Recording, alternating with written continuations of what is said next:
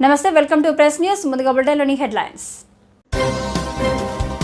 ములుగు జిల్లా మంగపేట మండలంలో నూతన బస్టాండ్ ఓపెనింగ్ చేసిన మంత్రి సీతక్క.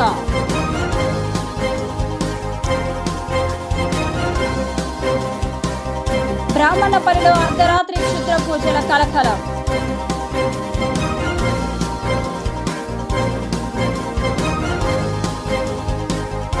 ఒకే డిజిటల్ కార్డు ద్వారా సంక్షేమ పథకాలు అందేలా ప్రభుత్వం చర్యలు. ములుగు జిల్లాలో మంగపేట మండలంలో నూతన బస్టాండ్ ఓపెనింగ్ మంత్రి సీతక్క ప్రారంభించడం జరిగింది. ఈ కార్యక్రమంలో మంత్రి సీతక్కతో పాటు డిపోకు సంబంధించినటువంటి డిపో మేనేజర్, సంబంధిత అధికారులు, జిల్లా అధ్యక్షులు పైడాకుల అశోక్ పటేల్, జిల్లా అనుబంధ సంఘాల అధ్యక్షులు, నాయకులు, మహిళా మండల పార్టీ అధ్యక్షులు, మహిళా జయరాం రెడ్డి మండల అనుబంధ సంఘాల నాయకులు పాల్గొనడం జరిగింది. గోదావరి మరి మల్లూరు అటు ఎటు నాగారం కూడా గోదావరి పరివాహక ప్రాంతం, అటు పోతే బొగతా వాటర్ ఫాల్స్, ఇట్లా మంచి జంగల్. ఇవాళ మంచి ఈనాడు పేపర్లో కూడా ఒక పెద్ద వచ్చింది, ఇది అమెజాన్ కాదు ములుగు అడవులని. ఎంత అద్భుతమైన అంటే వ్యూ అనేది, మన ఏరియా అడవులతోటి కూడా చాలా నిండుకున్నటువంటి ప్రాంతం. దురదృష్టం మొన్న అన్ని చెట్లు ఏ రకంగా పడిపోయినాయి అనేది ఇప్పటికి కూడా అంత చిక్కన. మళ్ళీ ప్రత్యేకంగా కూడా మనము ఎస్టిమేషన్ చేయిస్తా ఉన్నాం. ఇక్కడ మంగపేటలో కూడా అదే విధంగా నిన్నగాక మొన్న మల్లూరు కూడా 1,10,00,000 మనకు టెంపుల్ కు మరి కొండ సురేఖ గారు ఇవ్వడం జరిగింది. అట్లనే కాకుండా ఆ టెంపుల్ ను ప్రత్యేకంగా డెవలప్ చేయాలని మేడారం సమ్మక్క సారలమ్మ, అదే విధంగా మల్లూరు టెంపుల్ సపరేట్ గా కూడా మీటింగ్ పెట్టించడం జరుగుతూ ఉంది. ఇప్పుడు రామప్పకి ఎట్లాగ మనకు వరల్డ్ హెరిటేజ్ ఉంది కాబట్టి ఒక 100 కోట్లతోటి అక్కడ కూడా టూరిజాన్ని డెవలప్ చేస్తా ఉన్నాము. అట్లనే ఇక్కడ కూడా మల్లూరు టెంపుల్ ను మనం డెవలప్ చేయడం మూలంగా ఈ ప్రాంతంలో ఉన్నటువంటి ప్రజలందరూ కూడా వస్తారు. ఈ సైడ్ కూడా మరి టూరిస్టులు కూడా పెరుగుతారు. చేయలేకపోయినాం.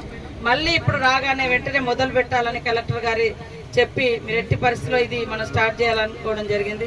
మంచి లొకేషన్ ఉంది, మంచిగా అంటే హెడ్ క్వార్టర్ సెంటర్ గా ఉంది కాబట్టి ఇంకా ఇక్కడ ఏమైనా కాంప్లెక్స్ కానీ చిన్న చిన్న ఎట్లా వీలైతే మార్కెటింగ్ లాగా సౌకర్యాన్ని కూడా పెంచడం కోసం మనం ఇంకా కొన్ని నిధులు కూడా ఇద్దామని, దానికి తగ్గట్టుగా మన ప్రణాళిక చేస్తే బాగుంటుంది.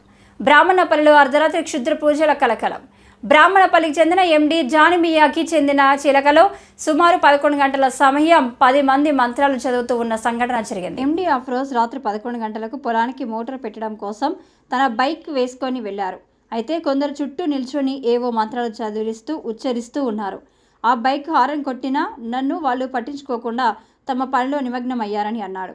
ఇలా కాదని నేను ఊర్లో వచ్చి మా కుటుంబ సభ్యులకు అలాగే ఊర్లో పెద్దలను తీసుకొని వెళ్తే అక్కడ గడి తండాకు చెందిన అంగోత్ రవి కుటుంబం అలాగే వేరే ప్రాంత భూత వైద్యులు ఉన్నారు అని, అప్పుడే పూజ మొదలయ్యి ఉండొచ్చు అని అక్కడ కొబ్బరికాయలు కొట్టి పసుపు కుంకుమ ఏవో గుర్తులు వేసి చిన్న గుంట తీసి మట్టి బొచ్చలో నింపుకొని ఉన్నారు అని అందరూ దగ్గరకు వెళ్ళి అడిగితే ఒక్కరికి ఒకలాగా పొంతనలేని సమాధానం చెబుతున్నారని అన్నారు. మీకే చికాకైద్ది, అసలు మీరు అడగకుండా వచ్చుడే తప్పు. అసలు రావద్దు, అడగాలి, అడిగి పోవాలి. మీకు ఎవరైనా డిస్టర్బ్ చేస్తారా? పుట్ట ఎందుకు అది పుట్ట ఎక్కడదమ్మా? అడిగిపోతే మీకు ఎవరైనా డిస్టర్బ్ చేస్తారా? తప్పు కాదు, అడగకుండా వచ్చుడు. చిలక మేము వద్దాం. పుట్టమన్న చిలక ఇది పుట్టమన్న అంటారా? ఇప్పటికి ఒక్కొక్క ఊర్లో కొట్టి చంపుతారు తెలుసా? అన్ని న్యూస్లు చూస్తారు కదా. ఇప్పటికే మంత్రాలని అదని ఇదని ఒక్కొక్కరు చంపుతారు. మీరు కాదే కాదు, ఇప్పుడు ఎట్లా నడుస్తుంది? అడవిలో అయితే కాదే, మీరు అడవిలో అయితే అడుగుదా?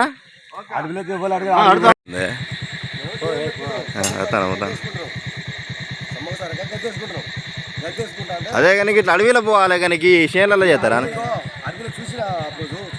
చేసినా కూడా ఇది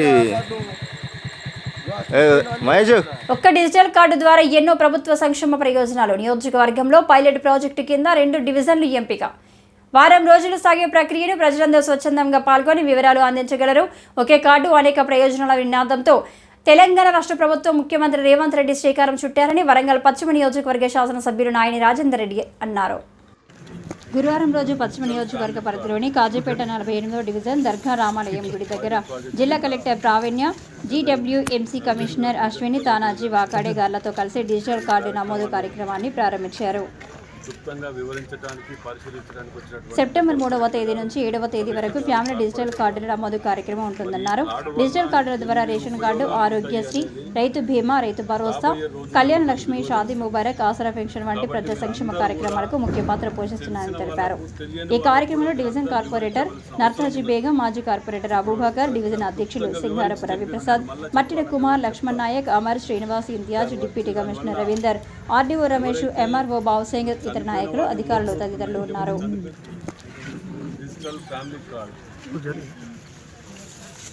పైలట్ ప్రాజెక్ట్ కింద నిర్ణయించి 48వ డివిజన్ 10వ డివిజన్కి మరి ఈ కార్యక్రమాన్ని క్లుప్తంగా వివరించడానికి, పరిశీలించడానికి వచ్చినటువంటి పెద్దలు కలెక్టర్ గారు, కమిషనర్ గారు, కార్పొరేటర్ గారు మరి ఈ కార్డు వలన ఎన్ని ఉపయోగాలు ఉంటాయి అనేది రాబోయే రోజులలో దాని విలువ తెలుస్తుంది. కాబట్టి మీరు అందరూ కూడా తెలిసిన వాళ్ళకు, తెలియని వాళ్ళకు కూడా మీరు అందరూ వివరించవలసిన అవసరం ఉన్నది. ఇప్పటివరకు కలెక్టర్ గారు క్లుప్తంగా వివరించి చెప్పారు. నేను మళ్ళీ చెప్పాలంటే కూడా చెప్తాను. దానివల్ల ఎవరైతే చనిపోయిన వారి ఓట్లు ఉంటున్నాయి, లేకపోతే చనిపోయిన వాళ్ళ రేషన్ వస్తున్నది, ఎన్నో తీరులో ఉన్నాయి. అవి డిలీట్ చేయటమే కాకుండా కొత్తగా పుట్టిన వాళ్ళకు ఇప్పుడు గతంలో 10 ఏళ్ళ కింద ఇచ్చిన రేషన్ కార్డు ఇప్పటి వరకు ఇవ్వలే. ఎన్నోసార్లు అప్లై చేసుకున్నారు, పెన్షన్లు కానీ ఇవి కానీ ఇంకేవే కానీ 10 ఏళ్ళల్లో ఒకసారి వచ్చినాయి, తర్వాత ఎప్పుడు రాలేదు. కాబట్టి వీటి ద్వారా రేపు రాబోయే రోజులలో చాలా కీ రోల్, వీటి ద్వారా ఇన్ఫర్మేషన్ అనేది గవర్నమెంట్కి ఉంటుంది.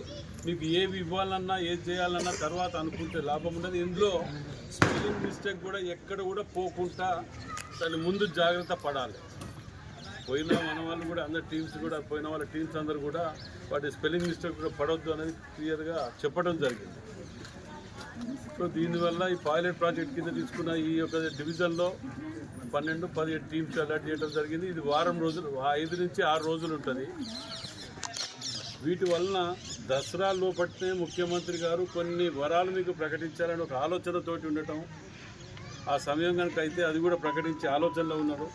వీటన్నిటిని మాత్రం మీరు తప్పకుండా తప్పకుండా వీటిని పాటించి పక్క డివిజన్లకు మార్గదర్శకంగా ఉండేటట్టు, పక్క ఇళ్ళ వాళ్ళు ఎవరు లేకపోయినా వారి నెంబర్ ఉన్నా మీరు ఇన్ఫామ్ చేసేదో అధికారులు వాళ్ళు చూసుకుంటారులే అనేది నిర్లక్ష్యం చేయకండి. ఈ అవకాశాలు మళ్ళీ పోతే ఇబ్బంది అవుతుంది. మీరందరికీ కూడా ఇన్ఫామ్ చేయవలసిన బాధ్యత మీ అందరి మీద కూడా ఉన్నది.